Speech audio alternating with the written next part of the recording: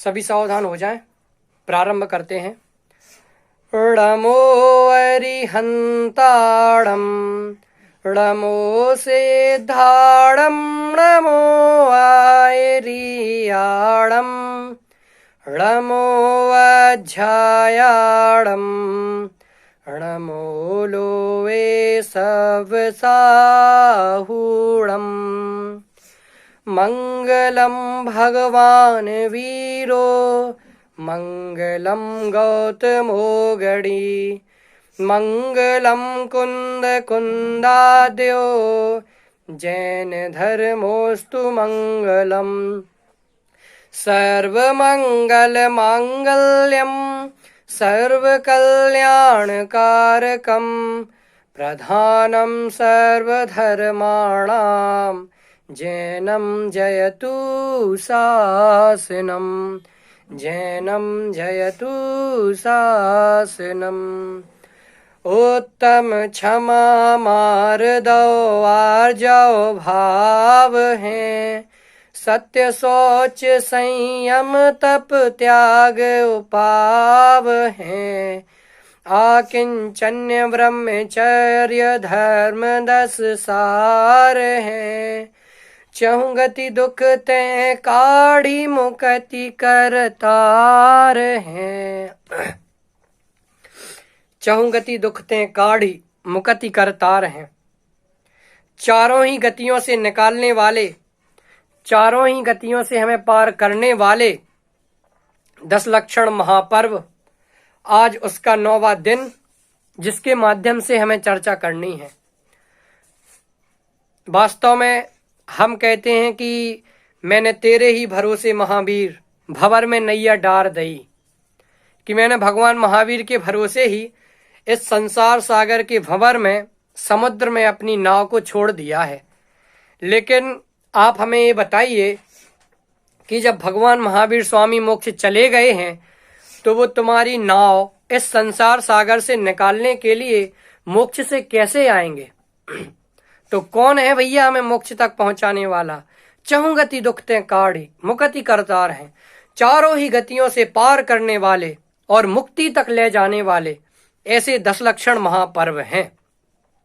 इन 10 लक्षण महापर्व पर हमें अपनी चर्चा करनी है। करनी क्या है? विगत 8 दिन से हम अपनी चर्चा करते हुए आ रहे हैं। आज 9वां दिन है। उत्तम आकिंचन्य धर्म। आकिंचन्य धर्म का विरोधी क्या है? आकिंचन्य धर्म का विरोधी क्या है? ये शायद मुझे जैनी लोगों को बताने की आवश्यकता तो नहीं होगी। आप सभी का एक स्वर में जवाब होगा कि आकिंचन्य का विरोधी होता है परिग्रह। परिग्रह आकिंचन्य का विरोधी है।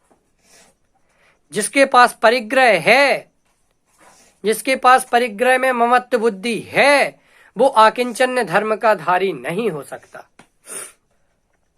जगत का आदमी केवल परिग्रह में ही अटका रहता है। उसे केवल भोगने का परिग्रह है, भोगने में ही लगा रहता है, जोड़ने में लगा रहता है, जोड़ता रहता है। केवल दिन रात सुबह से लेकर के शाम तक अगर इस जीव का कोई प्रयास है तो वो केवल और केवल रुपए पैसे जोड़ना, और कोई इसका काम नहीं है। बोलो कितने लोग देव पूजा, गुरु उपासना, स्वाध्याय, संयम, तप, दान, इन 6 आवश्यक कर्तव्यों में अपना समय दे पाते हैं, और कितना समय हम अपनी दुकान, धंधे, व्यापार, पानी इत्यादि में देते हैं। सुबह मंदिर गए, जितनी वेदियां हैं उस पे बस चावल चढ़ाए, माथा पटका और आ गए। ये हमारा मंदिर हो गया। और दुकान के लिए जाएंगे तो दुकान की पूजा देखना, किसी किसी की दुकान की पूजा कैसी होती है। बिल्कुल शाम का टाइम हुआ तो उस टाइम अलग, किसी की सुबह से अलग। बात ख्याल में आई ना? पैसे आएंगे तो उनकी पूजा अलग, उनके पैर अलग पड़ेंगे। कहने का आशय है कि हमारी दृष्टि में रुपया पैसा ही पूज्यनीय है, प्रशंसनीय है। ये लौकिक जनों की बातें हैं।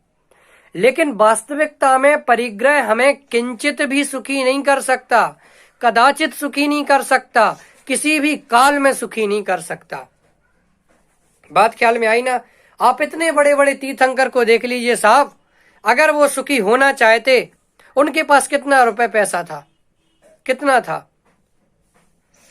बात ख्याल में आई ना। यह विधि राज करे नरनायक, भोगे पुण्य विशाला, सुख सागर में रमत निरंतर, जात न जान्यो काला। बात ख्याल में आई ना। कितना परिग्रह हम भोगने में लगे हुए हैं। अरे चक्रवर्ती तो कैसा जानते हैं इस परिग्रह को?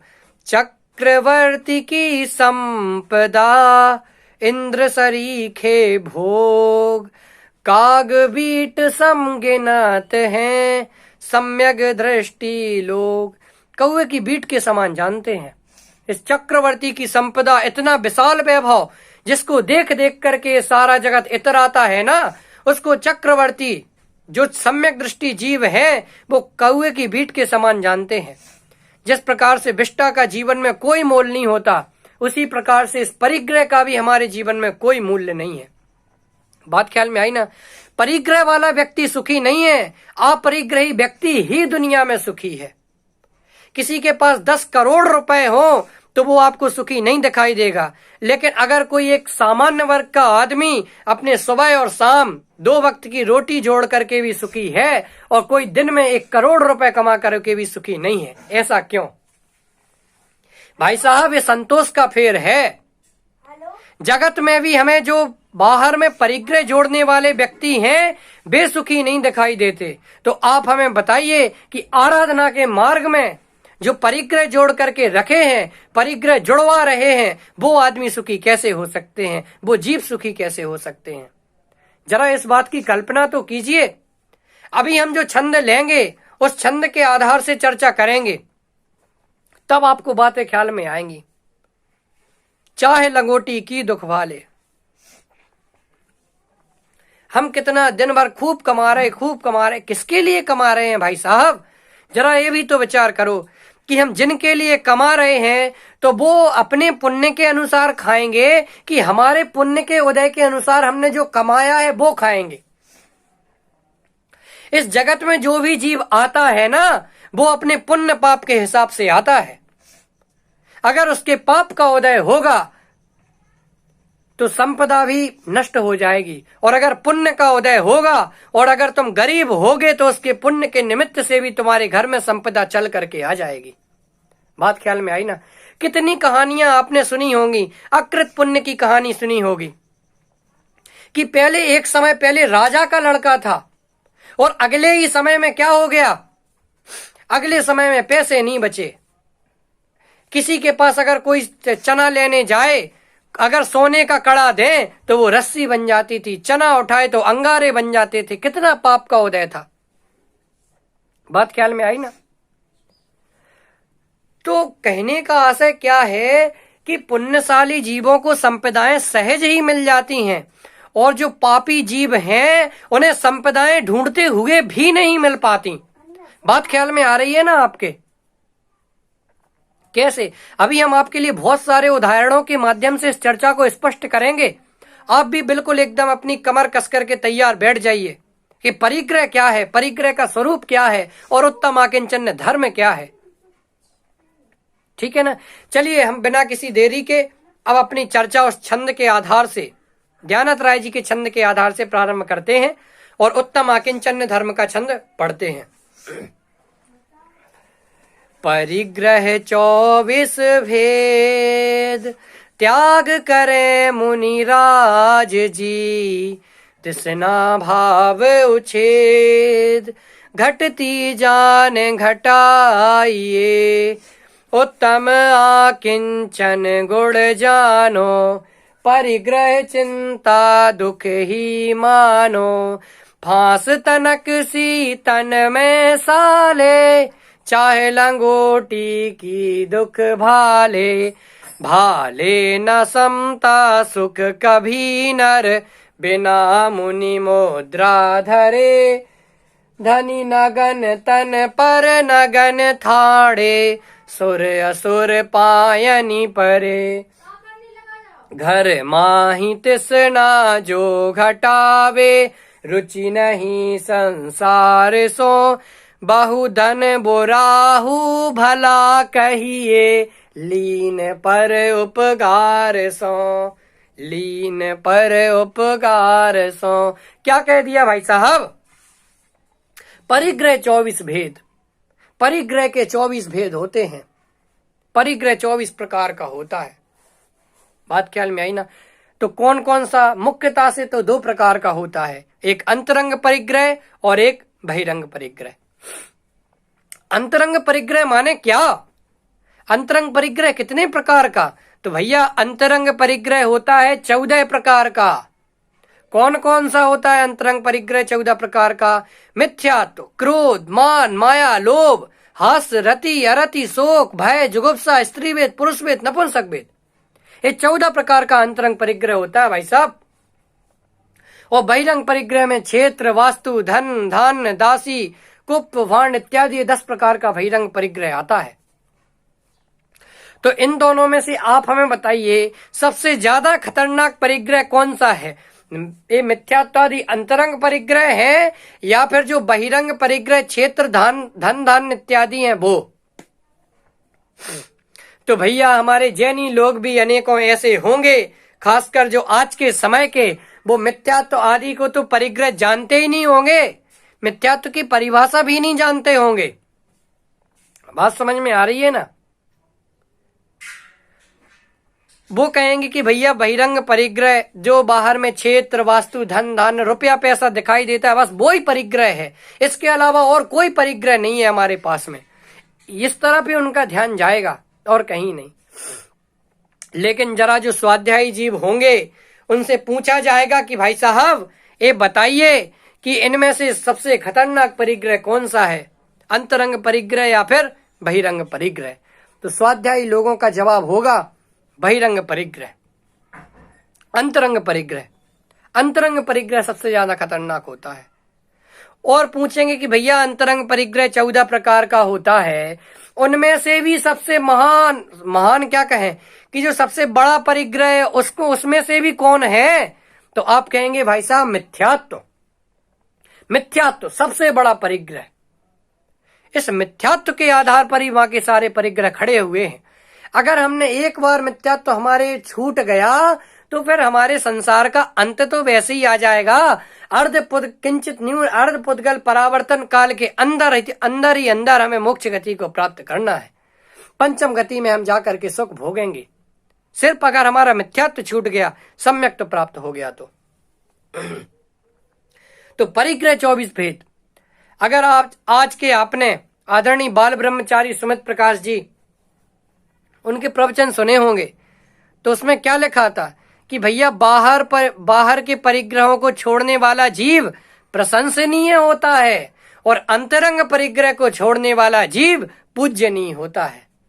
प्रशंसनीय माने लोक में आपकी प्रशंसा करते हुए दिख जाएंगे, भैया खूब छोड़ दिया, ब्रह्मचर्य प्रतिमा रख ली, ये छोड़ दिया, वो छोड़ दिया, तो जगत में आपकी प्रशंसा हो जाएगी, कुछ लोग कर लेंगे।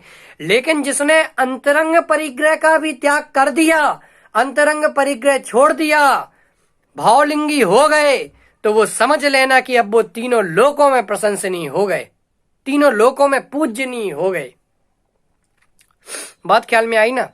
लोग अर्घ चढ़ाएंगे आपको हैं, और अरहंत बन गए तो लोग आपकी पूजा इत्यादि करेंगे।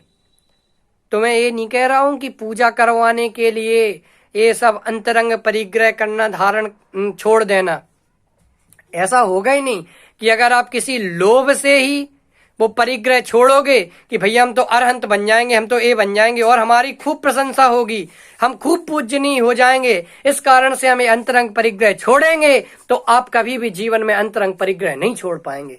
बात समझ में आ रही है ना? तो परिग्रह 24 भेद, 24 प्रकार का होता है परिग्रह। मिथ्यात्व इत्यादि अंतरंग परिग्रह 14 प्रकार का, और क्षेत्र, वास्तु, धन धान्य आदि इत्यादि परिग्रह 10 प्रकार का। लेकिन इनमें से क्षेत्र, वास्तु इत्यादि परिग्रह में दुखी नहीं करता, क्योंकि भरत चक्रवर्ती जैसे सम्यक दृष्टि जीव, भरत जी घर में ही बैरागी, कि भैया भरत चक्रवर्ती 6 खंडों को भोगते हुए भी घर में वैराग्य को धारण करने वाले थे, बैरागी जीव थे। बात ख्याल में आ रही ना? तो भैया जो हमारे पास में संपदाएं हैं, भोग इत्यादि सामग्री है, उनके बीच में भी वैराग्य अंगीकार किया जा सकता है। आपको बात ख्याल में आ रही है ना? वैराग्य अनुकूलता या प्रतिकूलता नहीं देखता।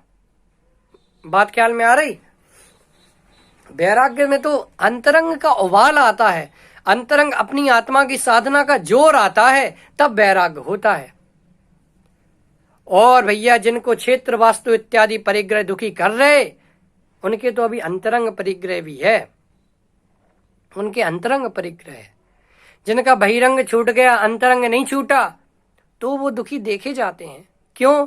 मिथ्यात्व आदि प्रकट में इतने बड़े कारण विद्यमान हैं, तो कैसे उनके लिए सुखी हो जाएंगे, कैसे वो सुख को धारण कर लेंगे? बात ख्याल में आ रही ना?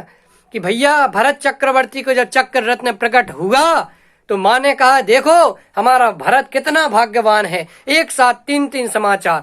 तो उन्होंने कहा कि माँ ये मैं भरत की, तुम्हारा भरत भाग्यशाली नहीं है, तुम्हारा ये भरत तो अभागा भरत है। क्यों?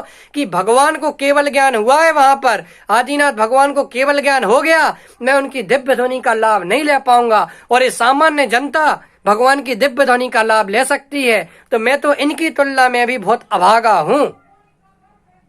संपदाएं मात्र सुखी नहीं करती हैं। बात ख्याल में आई ना? और जब चक्र प्रकट हो गए, 3 समाचार एक साथ मिले, तो सबसे पहले भगवान की भक्ति का भाव आया। बात ख्याल में आई ना? तो कहने का आशय क्या कि परिग्रह भले ही था, लेकिन चौथा गुण स्थान था, छायक सम्यक दृष्टि जीव थे, उस अनुसार उनके उतना वैराग्य था, उतना सुख था। बात ख्याल में आ रही ना? तो परिग्रह 24 भेद त्याग करे मुनिराज जी। मुनिराज त्याग करते हैं, भावलिंगी मुनिराज के इनका त्याग होता है। बात ख्याल में आई ना? तो मुनिराज 24 प्रकार के, 14 प्रकार का अंतरंग परिग्रह और 10 प्रकार का बहिरंग परिग्रह, इनका त्याग कर देते हैं, इनका त्याग उनके होता है। तो भैया ये तो आपने मुनिराजों की बात कर दी, जरा अब हमारी सामान्य गृहस्थों की बात तो बताइए। तो वो आगे बताते हैं, तिसना भाव छेद घटती जान घटाइए, कि जो हमें तृष्णा का भाव पड़ा हुआ है उसको छोड़ करके जितना छोड़ सकते हैं, घटती जान अगर हम घटा सकते हैं, जितना छोड़ सकते हैं उतना हमें वो परिग्रह छोड़ना ही चाहिए। ऐसा नहीं है कि और दिखाओ हैं? बात ख्याल में आ रही ना? और परिग्रह जोड़ेंगे, परिग्रह को जोड़ने वाला व्यक्ति कभी सुखी नहीं होता। बात ख्याल में आ रही ना?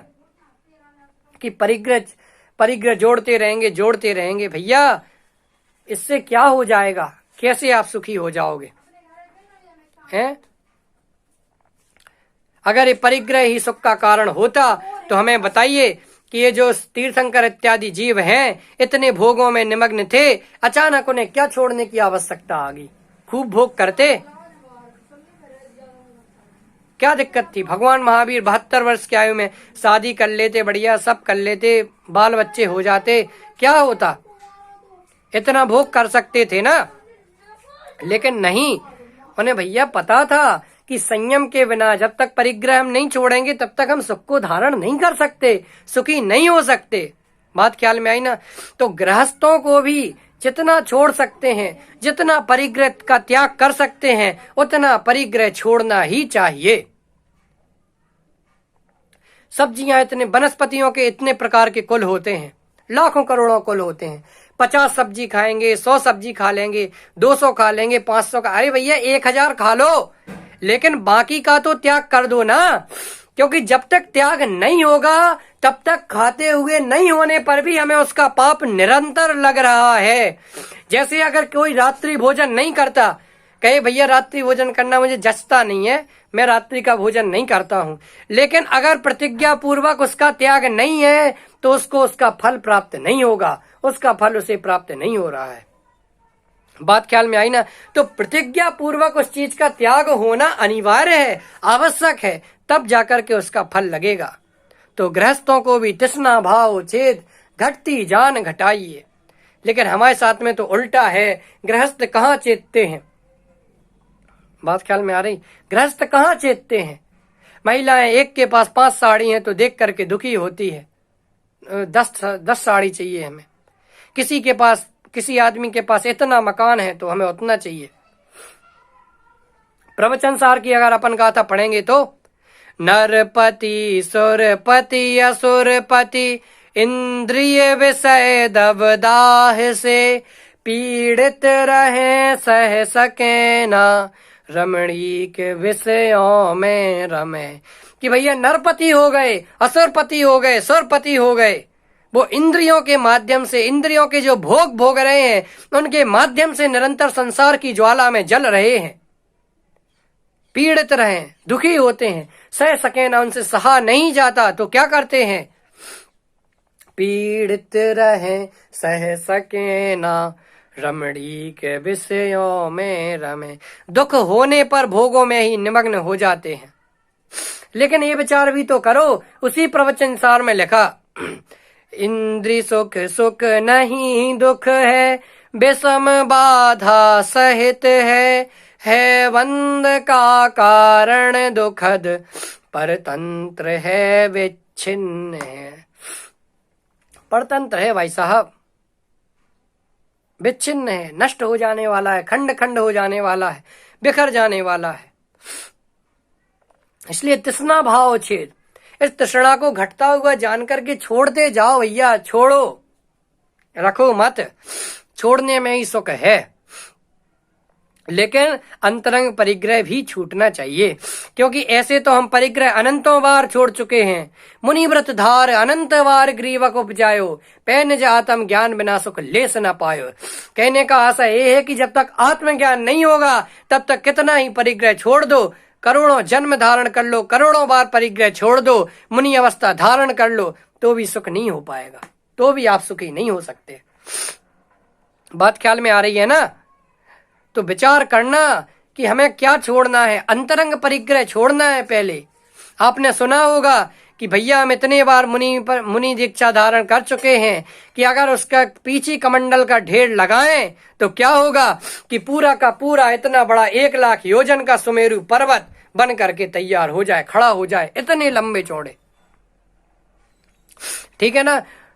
अब आगे उत्तम आकिंचन गुण जानो। ये उत्तम आकिंचन ने अपनी आत्मा का गुण है और परिग्रह इत्यादि धारण करते हैं, ये तो विभाव है। बात ख्याल में है ना? तो उत्तम आकिंचन गुण जानो, परिग्रह चिंता दुख ही मानो। परिग्रह चिंता, दूसरों के लिए परिग्रह जोड़ना, इकट्ठा करना, ये तो दुख है। बात ख्याल में आ रही ना? ये तो दुख है, ये तो दुख ही मानो, मान करके चलो, ये तो बिल्कुल पूरा दुख ही है। एक चोर था, एक आदमी था, उसके घर में जितने लोग थे, इतने 5 लोग थे, समझ लो 10 लोग थे, इतने सदस्य थे, सबके सब, कोई गूंगा था, कोई अंधा था, कोई बहरा था, और उसकी पत्नी भी थी। तो वो सबके लिए कैसे कमाए, 10 लोगों की आजीविका, कहीं नौकरी लग नहीं रही थी, तो वो यहां वहां से डाके डाल डाल करके घर में चोरियां करके सामान ले करके आता था। तो एक बार कोई साधु महात्मा निकले तो उनने पूछा कि भैया हमें ये बताओ कि तुम जो ये चोरी ओरी करते हो, उनने जान लिया कहीं से, तो ये बताओ इसका फल तुम्हें इसका फल तुम जिसके लिए कमा रहे हो वो भोगेंगे कि तुम भोगोगे? कहती नहीं, हमारे यहाँ तो सब कुछ मिल बांट के ही चलता है, हम तो सब कुछ मिल बांट के ही भोगते हैं। ऐसा नहीं है कि हमारे यहाँ मैं लेकर के आता हूं, मैं अकेला ही कर लूं। तो वो उनका अर्थ नहीं समझ पाया और फिर क्या हुआ, अच्छा ऐसी बात है, तो बाबा जी ने कहा चलो भैया तुम और जब घर पे गए तो उनसे पूछा कि भैया ये बताओ कि जो तुम लोग ये खाते हो, तुम्हारा बेटा, ये पुत्र, तुम्हारा पति, तुम्हारे पापा, ये सब चोरी करके लाते हैं, तो उसका फल कौन भोगेगा? तो वो कहते भैया जो कोई चोरी करके लाता है वो ही भोगेगा ना, हम थोड़े ही, हम क्यों भोगेंगे? बात ख्याल में आई ना? तो वो आदमी तुरंत समझ गया कि भैया हम जिसके लिए जोड़ जोड़ करके अपने आप को सुखी मान रहे हैं ना, ये कोई साथ में ले जाने वाले नहीं है, ये कोई हमारे साथ वाले लोग नहीं है। बात ख्याल में आई ना? तो परिग्रह चिंता दुख ही मानो। हम जिसके लिए परिग्रह मान रहे हैं, जिसके लिए आकुलता कर रहे हैं, ये सारा का सारा परिग्रह हमारे लिए दुख देने वाला है और लोग भी हमें दुख देने वाले हैं। वास्तविकता में परिग्रह दुख का कारण नहीं है, लोक दुख का कारण नहीं है, हमारी इच्छाएं ही हमारे सुख दुख का कारण है। हमारी इच्छाएं और हमारी उसके प्रति होने वाली लगन वो ही हमारे सुख दुख का कारण बन जाती है। संतोषी सदा सुखी, संतोषी जीव सदा सुखी होता है। एक आत्मानुशासन का श्लोक बोला था ना, आशा करता प्रति प्राणी यस्मिन विश्व मणुपमम कस्य किम कियदायाति यथा वो वृषे सीता। क्या कि भैया आशा रूपी गड्ढा जीव का इतना बड़ा है कि अगर उसकी इच्छाएं, उसका गड्ढा इतना बड़ा है कि अगर उसकी इच्छाएं एक उस गड्ढे में डाल दिए जाए, उस विश्व को, इस पूरे विश्व को उस इच्छा के गड्ढे में डाल दिया जाए तो एक तिल तो उसके समान मात्र होगा, एक छोटा सा टुकड़ा होगा, छोटा सा अंश होगा, परमाणु बराबर ये विश्व दिखेगा।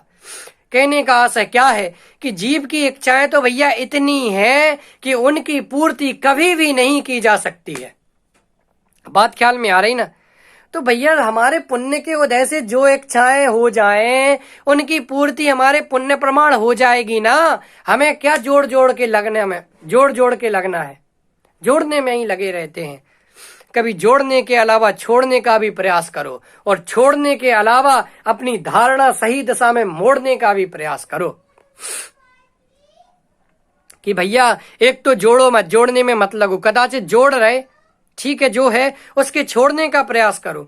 कदाचित छोड़ भी रहे तो अपनी धारणा तो सही बनाओ कि हम छोड़ क्यों रहे हैं, अपनी आत्मा की साधना के लिए छोड़ रहे हैं। बात ख्याल में आए ना? तो ये सारा विचार करना चाहिए। परिग्रह चिंता दुख ही मानो, फांस तनक सी तन में साले, चाहे लंगोटी की दुख भाले। कि अगर हमारे शरीर में फांस जानते आप क्या कहलाती है? आज के समय के लोग बहुत कम जानते होंगे, जो अभी मेरे ही एज के लोग हैं 18-19 साल के, वो बहुत कम जानते होंगे। क्या फांस क्या कहलाती है? कि आपने देखा होगा पुराने समय में बांस इत्यादि से निर्मित बहुत सारी वो टोकरी इत्यादि, पंखे इत्यादि आते थे। तो उसमें से अगर खूब जोर से अगर अपना हाथ अगर ऐसे कर दिया जाए तो उसमें से एक छोटा सा टुकड़ा, बिल्कुल पतला सा अंश जाकर के हमारे हाथ में चुभ जाता था। और हमारे हाथ में वो अंश चुभ गया तो कितनी पीड़ा देती थी। बात ख्याल में आई ना? कितनी पीड़ा आती, कितनी पीड़ा बिल्कुल शरीर में देती थी। अंश इतना सा है, बिल्कुल छोटा सा टुकड़ा है, और पीड़ा कितनी देता है, आप इस चीज का विचार कीजिए। हम लोगों ने 12th क्लास में एक चैप्टर पढ़ा था, शायद पाठ का नाम था द टाइगर किंग। उसमें ऐसी कहानी थी कि भैया वो राजा इतना कुछ करता था, लेकिन एक बार वो उसको एक शेर पसंद आ गया, लकड़ी का। वो लकड़ी का शेर लेकर के अपने साथ में आ गया, उससे खेलता रहा। और वो जब फांस अंदर चली गई तो पूरे शरीर में उस फांस का वो जहर फैल गया और मर गया। तो बोलो, एक इतनी सी फांस भी इतना दुख देने का कारण है, तो हम जो विषयों की ज्वाला में जल रहे हैं, जो विषयों की फांस हमारे मन में लगी हुई है, वो कितने दुख का कारण होगी। फांस तनक सी तन में साले, चाहे लंगोटी की दुख भाले। कि अगर इतनी सी फांस भी शरीर में चुभ जाए तो वो प्रत्यक्ष ही कितने दुख का कारण है। तो यहाँ तो हम क्या कि लंगोटी की भी चाय करें, लंगोटी की चाय कह दें, लंगोटी की भी चाय करें तो वो भी दुख का ही कारण है। बात ख्याल में आई ना? आचार्य कुंद कुंद देव ने क्या लिखा अष्टपौढ़ में कि भैया मुनिराजों को एक तिल तुस मात्र का भी परिग्रह नहीं होता, परिग्रह इकट्ठा कराने का भाव भी नहीं होता। क्या लिखा उसमें? जन्मते शिशुवत अकिंचन, नहीं तिल तुस हाथ में, किंचित परिग्रह साथ हो तो श्रमण जाए निगोद में। कि भैया जैसे बच्चा एक बच्चा जन्म लेता है तो उसके हाथ में उसके साथ किंचित भी परिग्रह नहीं होता। बात ख्याल में ना? उसी प्रकार से मुनिराज होते हैं, बस पीछी कमंडल और एक ज्यादा से ज्यादा शास्त्र, इसके अलावा कोई परिग्रह नहीं होता, कोई मंदिर मूर्ति बनाने का भाव भी नहीं होता। बात ख्याल में आ रही ना। और क्या लिख दिया आगे, बहुत कठोर बात लिख दी, किंचित परिग्रह साथ हो तो श्रवण जाए निगोद में, कि अगर किंचित मात्र भी तिलतुस मात्र का भी परिग्रह है तो श्रवण मुनिराज सीधे निगोद में जाएंगे। बात ख्याल में आ रही ना। इतनी कठोर बात। आचार्य कुंद देव जितने अध्यात्म के महान आचार्य थे उतने ही अनुशासन प्रशासन में भी कड़क आचार्य थे, कठोर आचार्य थे। शिथिलाचार उनको बर्दाश्त नहीं था। बात ख्याल में आ रही ना। तो फांस तनकसी तन में साले, चाहे निगोटी चाहे लंगोटी की दुख भाले। तो लंगोटी मात्र परिग्रह की इच्छा करना भी हमारे प्रत्यक्ष ही दुख का कारण है। तो हमें इस दुख के कारण को तो दूर करना ही चाहिए। आगे, भाले न समता सुख कभी नर बिना मुनि मुद्रा धरे, कि भैया आदमी जब तक मुनि अवस्था धारण नहीं करेगा तब तक समता भाव को प्राप्त नहीं होगा, समता को प्राप्त नहीं होगा। समता माने सहजता, धैर्य। भैया जो कुछ होना है सब निश्चित है, ऐसी समता। ये भी तो परिग्रह को दूर करने वाली अमर संजीवनी है, जड़ी बूटी है। कि भैया जो मिलना होगा तो उदयाधीन होगा तो मिल जाएगा, हमें कोई इसमें कोई आकुलता नहीं करनी है। फेर फार की बुद्धि ही तो आकुलता की जननी है, अतः तुम्हें कुछ करने की भी व्याकुलता ना करनी है। डॉक्टर हुकुमचंद जी भारेला साहब आदरणीय छोटे दादा ने लिखा कि फेर फार की बुद्धि। भैया उदय प्रमाण जो मिल रहा है उसमें खुश रहो, फेर पार करने की मत सोचो, क्योंकि तुम्हें फेर पार करने से भी उदय से ज्यादा कुछ भी मिलने वाला तो नहीं है। इसलिए तुम्हें कुछ भी करने की आकुलता नहीं करनी है। तुम विकल्प ही कर सकते हो, फेर फार का कोई न काम, फेर फार तो कल्प निरर्थक। कि भैया ये मैंने लिखा टोडरमल समाधि शतक में कि फेर पार तो कल्पना है, केवल एक निरर्थक प्रयास है, बिना प्रयोजन का प्रयास है। कि भैया फेर पार की कल्पना हमारी पूरी होने वाली ही नहीं है। एक इच्छा कदाचित पुण्य के उदय से पूरी हो गई तो दूसरी की, और पाप का उदय हो तो वो पूरी नहीं हुई तो दुखी होता है। इसमें भी मिथ्यात्व मोह ही दुख का कारण है, मूल कारण तो यही है और दुख का कारण कोई नहीं है। भाले न समता सुख कभी नर बिना मुनि मुद्रा धरे। कि बिना मुनि मुद्रा को धारण करके, बिना भावलिंग को धारण किए बिना समता नहीं धारण की जा सकती है। समता तो देखो धारण करना ही पड़ेगा। बात ख्याल में आ रही ना। तो समता ही सहजता है, समता ही सुख है, और समता ही मोक्ष को दिलाने वाली परम औषधि है। चले आगे बढ़ते हैं। धनी नगन तन पर नगन ठाणे, सुर असुर पायनि परे। कि भैया धनी नगन तन पर, पहले नगन शब्द का अर्थ क्या है? पहाड़ पर्वत, और दूसरे नगन शब्द का अर्थ क्या है? पूरे शरीर से नगन। कि जो पहाड़ों पर बिल्कुल नग्न खड़े हुए हैं, ये मुनिराजों की समता ही तो दिखाई देती है। कि किंचित मात्र भी तिल तो उसका परिग्रह नहीं है, कोई भी आकुलता व्याकुलता ही नहीं है, तो क्या वो करेंगे? फेर पार क्या करेंगे? तो सहज भाव से ही उन्हें समता भाव उत्पन्न होगा। ठीक है ना। तो पहाड़ों पर पर्वतों पर नग्न तन से खड़े रहते हैं। बात ख्याल में आ रही ना। नग्न तन से खड़े रहते हैं, और सुर असुन पायनि परे। कि देवता गण भी जिनके चरणों में झुकते हैं। समताधारियों का जीवन ही पूजनीय है, समताधारियों का जीवन ही प्रशंसनीय है, और समताधारियों का जीवन ही अनुकरणीय भी है। ठीक है ना। चलिए, घर माही तृष्णा जो घटावे, रुचि नहीं संसार सो। कि घर में रहते हुए भी जो तृष्णा घटाता जाता है, तृष्णा भाव को घटाता जाता है, कम करता जाता है। जितना कम हो, जितना घटे, उतना ही अच्छा है। घर माही तृष्णा जो घटावे, रुचि नहीं संसार सो। और संसार में जिसके रुचि नहीं होवे, और बहु धन बुराहु भला कहिए, लीन पर उपकार सो। वैसे तो देखो, धन के लिए पूरा जगत बुरा कहता है, पूरे जगत में धन बुरा है, लेकिन फिर भी उस धन को हम भला कह सकते हैं। कब? लीन पर उपकार सो, जब इस धन को हम दूसरों के कल्याण के लिए उपयोग करें, मंदिर इत्यादि के जीर्णोद्धार के लिए दें, मुनियों की सेवा शुश्रूषा इत्यादि के लिए दान करें, मुनिराजों के आहार में खर्च करें, तब ये दान की हमारी सार्थकता है। बात ख्याल में आ रही ना? तो बहु धन बुराहु भला कहिए, कि बुरे धन भी भला कहा जा सकता है अगर वह धन लीन पर उपकार सो, दूसरों के कल्याण में ही खर्च किया जावे तो। वास्तविकता में ममत्व मूर्छा परिग्रह, मूर्छा को ही परिग्रह कहा गया है, मूर्छा ही परिग्रह है।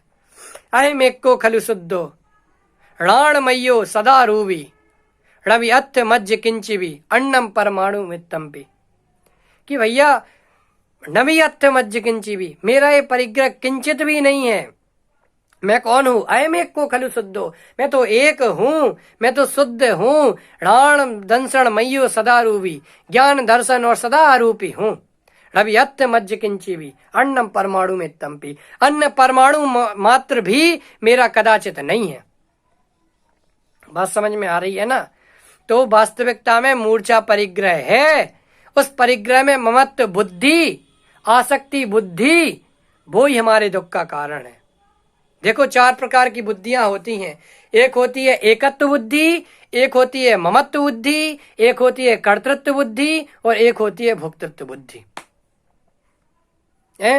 तो ममत्व बुद्धि ये प्रत्यक्ष परिग्रह में ये मूर्छा परिग्रह, ममत्व का नाम ही मूर्छा है और मूर्छा का नाम ही परिग्रह है। किसी के पास अरबों खरबों की संपत्ति होने पर भी अगर उसके आसक्ति बुद्धि नहीं है तो वो परिग्रह वाला नहीं है, और किसी के 5 रुपए होने पर भी अगर आसक्ति बुद्धि है तो वो परिग्रह वाला जीव है। बात समझ में आ रही ना? उदाहरण मैंने आपको बता दिया, भरत जी घर में ही बैरागी, भरत चक्रवर्ती तो घर में ही बैरागी थे। इसीलिए ये परिग्रह आकिंचन धर्म का नाश करने वाला है। इसीलिए ये बहिरंग परिग्रह और अंतरंग परिग्रह दोनों प्रकार के परिग्रह को छोड़ना। लेकिन वास्तविकता में मिथ्यात्व सबसे बड़ा परिग्रह है। अगर ये मिथ्यात्व एक बार छूट गया तो बाकी के सारे परिग्रह तो अब अपने आप छूटने ही हैं। इसीलिए अगर हमें सुखी होना है, जीवन में समता लानी है और उत्तम आकिंचन धर्म जो कि परिग्रह के अभाव पूर्वक प्रकट होता है, वो उत्तम आकिंचन धर्म प्रकट करना है, तो हमें वास्तविकता में परिग्रह को कम करना पड़ेगा, परिग्रह को छोड़ना पड़ेगा। तो हम सब भी परिग्रह को त्यागें और परम सुखी हों, उत्तम आकिंचन धर्म को धारण करें और शीघ्रातिशीघ्र मोक्ष में मिले। इसी मंगल भावना से मैं अपनी वाणी को विराम देता हूँ।